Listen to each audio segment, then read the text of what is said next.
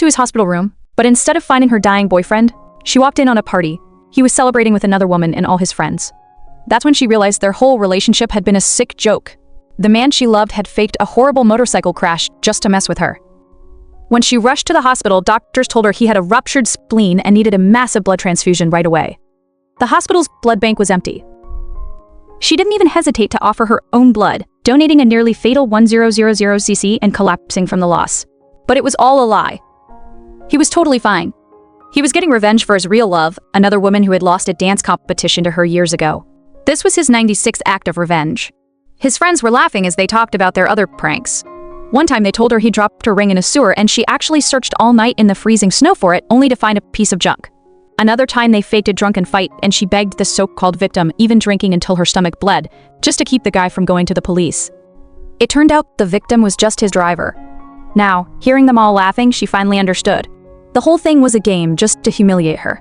Just as her world was falling apart, she got a call from a childhood friend, reminding her that the application for her dream dance academy in Moscow was closing in just 3 days. In that moment, something inside her just snapped. She told him she was going. She didn't love that man anymore. Back at his place, she gathered up every memory from their 3 years together, a cheap teddy bear, a free necklace, their one and only photo, and tossed them all into a fire. As the fire burned the cheap ring she had treasured so much, she felt like she was burning away the naive girl she used to be. Just then, he walked in pretending to be concerned and asking why she hadn't visited. He was already planning his 97th prank as he invited her to a party to celebrate their survival. She calmly agreed.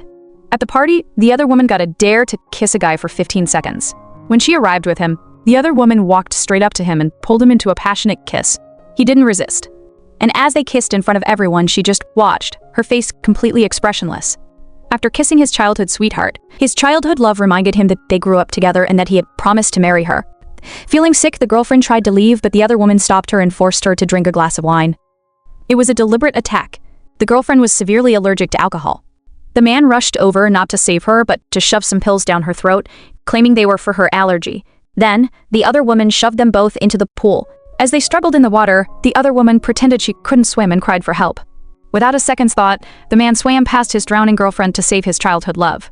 But as he pulled the other woman to safety, he got pulled under himself. It was the girl he abandoned who fought through her own allergic reaction to save his life, pulling him from the water before collapsing.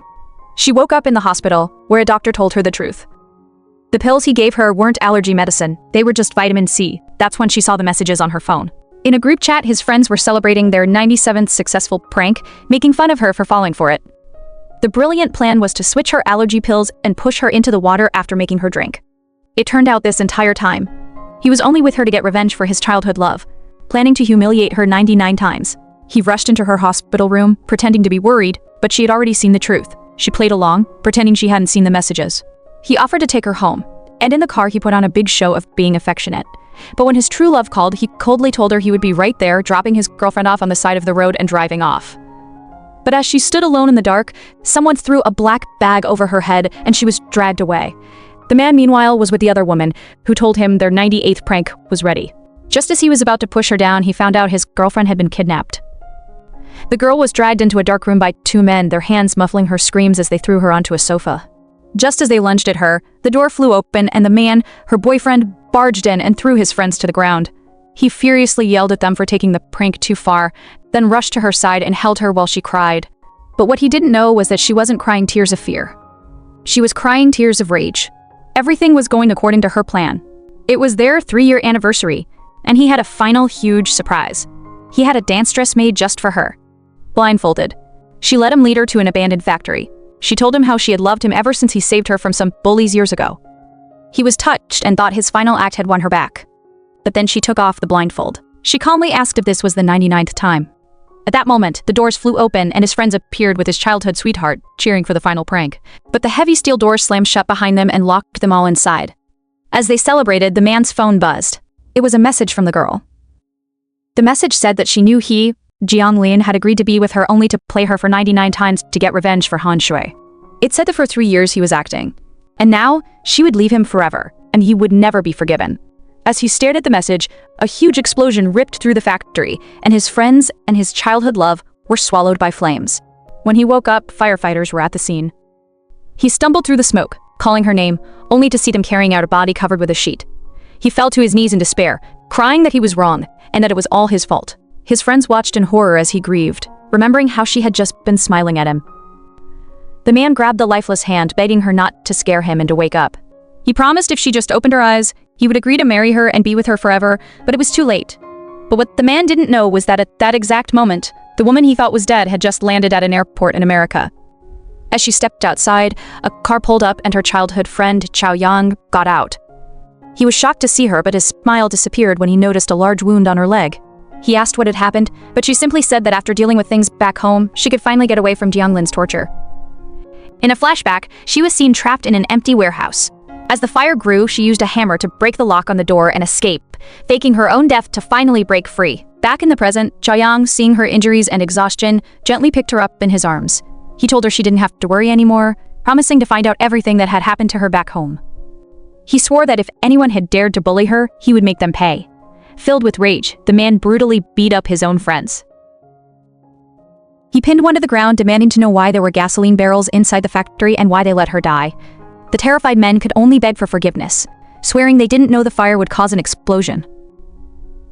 His other friend, Han Shuer, tried to step in, but he was out of his mind. He ordered his guards to take them away so they could apologize to her in the next life. But what he didn't know was, at that very moment, the woman he was mourning was in a hospital in America, being told by a doctor that her leg had fully healed. It turned out this was all part of her plan for a new life that rose from the fire. She had set the fire herself, dressed a mannequin in her clothes, and thrown it into the flames before breaking her way out of the locked warehouse to escape his torture for good. Back in the mansion, Han Shuer couldn't believe he was still obsessed with a dead woman. She screamed that she had waited for him for 3 years, reminding him of his promise that after he tortured Yutong 99 times, they could finally be together. But in that moment, he finally understood. He thought he loved Han Shuer, but the more he had punished Yutong, the more he realized Yutong was the one he truly loved. As memories of her kindness came flooding back to him, he noticed all her belongings were gone from their home, realizing she had been planning her escape all along. He then arranged a memorial, declaring that the person he loved, his wife, would only ever be Yutong. Later, at Yutong's grave, Han Shuai appeared in the rain, cursing the tombstone for stealing her spot even in death. When Jianglin confronted her, she finally confessed the biggest betrayal of all. The woman he had fallen for at first sight in the dance studio years ago wasn't her at all, but was actually Yutong. Han Shuai had only pretended to be her to win his affection. The devastating truth finally hit him. Meanwhile, in America, Yutong overheard some nurses gossiping about the heartbroken heir back home, remarking on how convincing his grief act was, as she prepared to finally chase her own dreams, free at last. The man woke up screaming, having a nightmare about the fire. It was all a dream, but the next day on TV, he saw her. Ye Yutong was alive, performing on stage for the Mustun Dance Academy's lead dancer selection. He now understood that the woman he had fallen for years ago wasn't Han Shuai at all, but Yutong. His torture, his cruelty, it was all for nothing. He had driven away the only person he ever truly loved. Enraged and heartbroken, he confronted Han Shuai at the grave, who gloated that for 3 years he had the woman he loved right by his side. Yet he had tortured her 99 times. She revealed that his years of cruelty were all part of her plan, as she wanted to see them suffer. Overcome with fury, he lunged for her throat, but his men pulled him away. As they dragged her off, she laughed, screaming that even in death Yutong would never forgive him. Meanwhile, in America, her childhood friend, Chao Yang, learned of the abuse Yutong had gone through. He was shown pictures and videos of her being bullied over and over again. Infuriated, he vowed to protect her and make sure she could finally live her dreams safe from the man who had caused her so much pain. Watching her prepare for her big performance, he knew he would never let her go again. The man awoke from a nightmare, convinced he saw his dead girlfriend on TV. For 3 years, he had been haunted by the memory of watching her burn to death in a fire, unable to save her. His butler rushed in, telling him he was just seeing things because of a high fever.